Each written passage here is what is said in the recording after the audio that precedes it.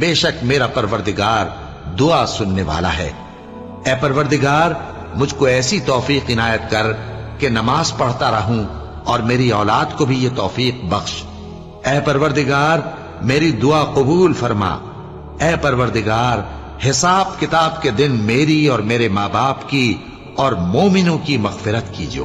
اور مومنوں یہ نہ سمجھنا کہ یہ ظالم جو کام کر رہے ہیں اللہ ان سے بے خبر ہے، وہ ان کو اس دن تک مہلت دے رہا ہے جبکہ دہشت کے سبب آنکھیں پھٹی کی پھٹی رہ جائیں گی اور لوگ سر اٹھائے ہوئے میدان قیامت کی طرف دوڑ رہے ہوں گے، ان کی نگاہیں خود اپنی طرف لوٹ نہ سکیں گی اور ان کے دل مارے خوف کے ہوا ہو رہے ہوں گے۔